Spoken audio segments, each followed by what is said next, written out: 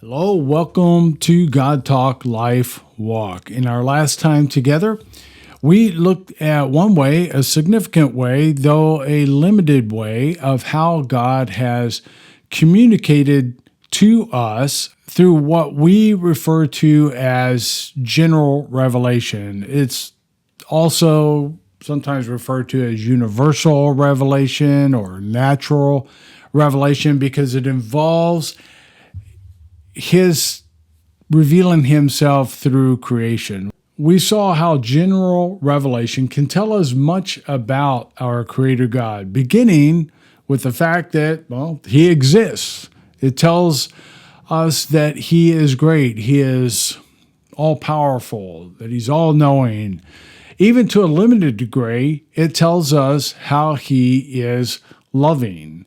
It gives all people enough information about Himself so that everybody is without excuse for acknowledging Him and knowing basically how we are to live. So God has worked. We can look around and see that He is. We can see that He is great, that He is good. We can see that He has a concern for us and putting us in a creation where we can thrive. That we can have plenty of food and enjoy a good life. But again, that's limited. Where general revelation falls short is in revealing God's specific will. And that's what we're going to be discussing today. His revealing to us in much more detail about His person and His will. This is called God's special or specific or particular revelation because it focuses in on Him with specifics. Special revelation is how God, through various means, communicated with people in a more direct way concerning Himself. The contents of those communications were, for the most part, written down and compiled first in the Jewish Tanakh, what Christians refer to as the Old Testament. Then later, we have the Christian New Testament. Old Testament and New Testament together is what we Christians refer to as the Bible. Though God at times spoke with individuals through dreams and visions and as well as directly, it's only His written record and that preserved record that we focus on when we talk about special revelation. Now, I used to think that the Bible was written a long time ago by a group of old white bearded guys who were fed up with the way how folks were acting and decided to write a book of do's and don'ts to kind of keep the people in line. But after reading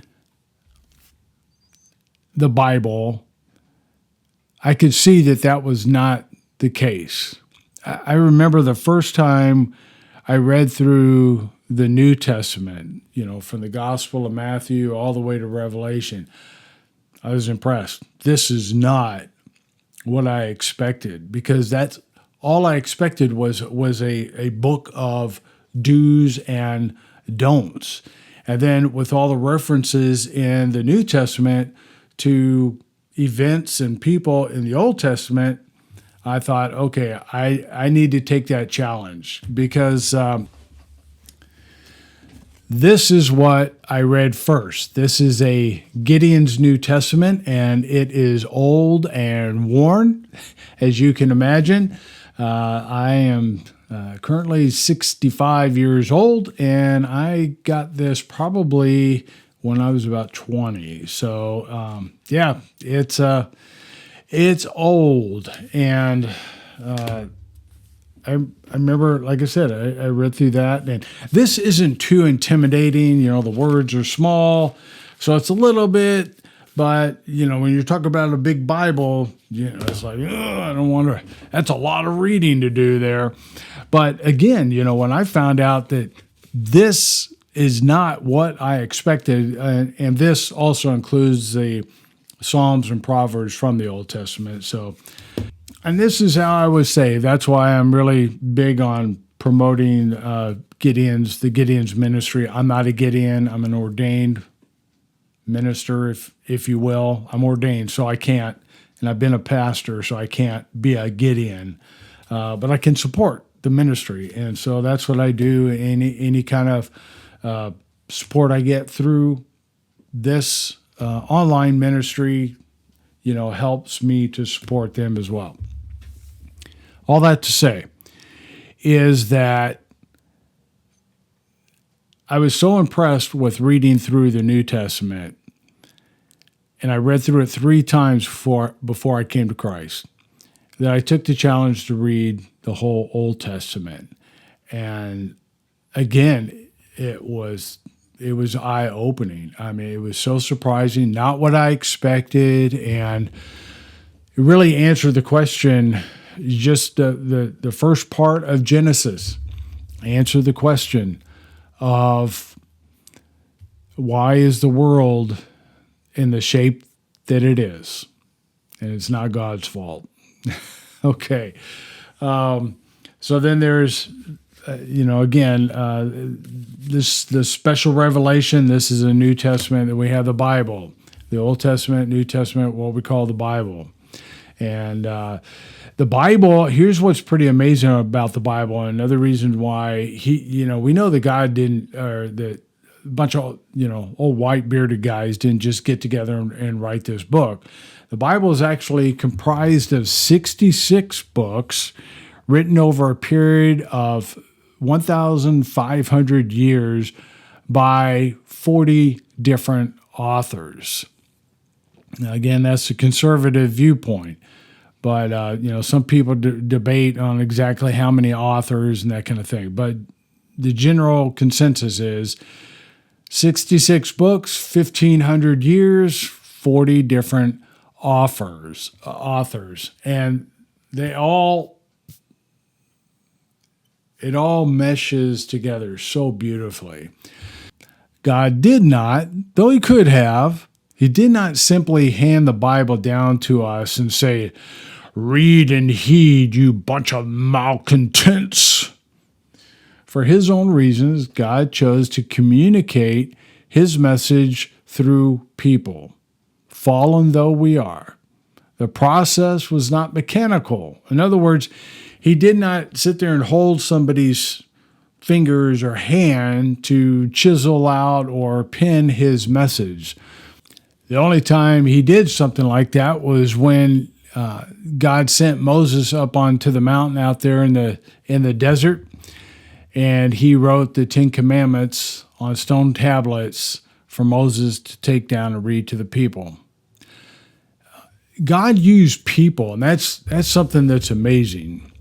He used people as he sovereignly worked in their life.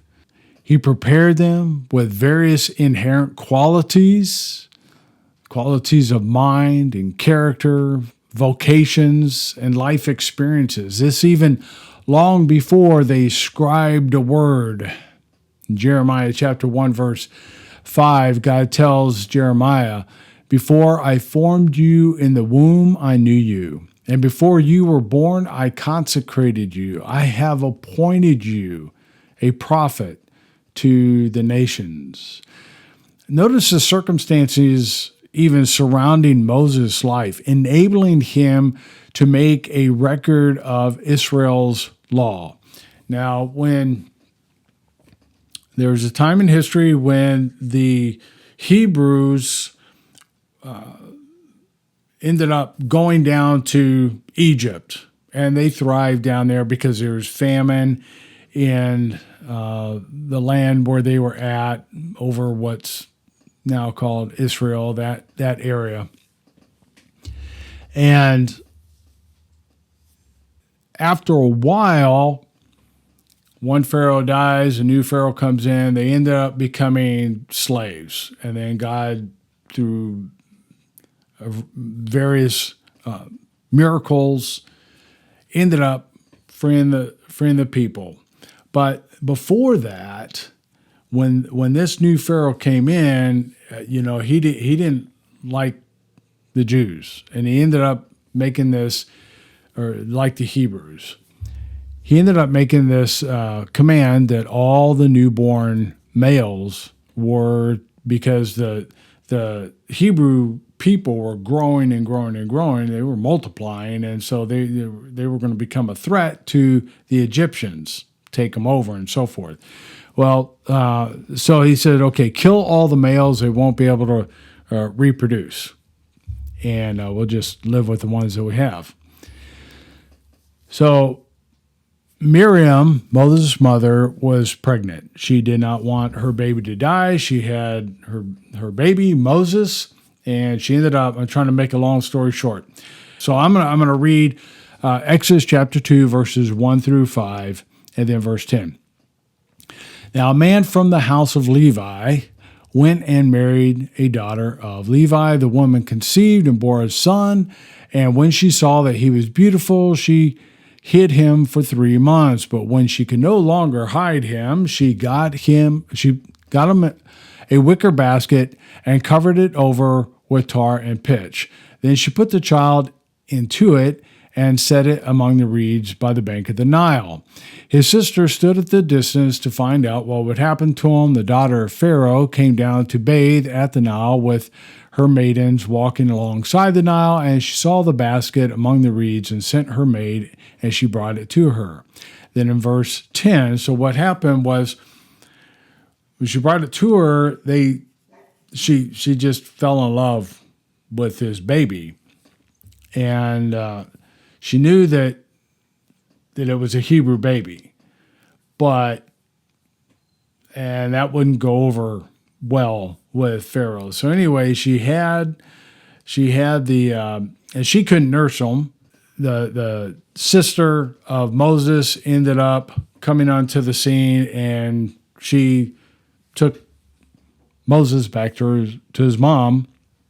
She nursed him when he was, she was done nursing him. He had grown a little more.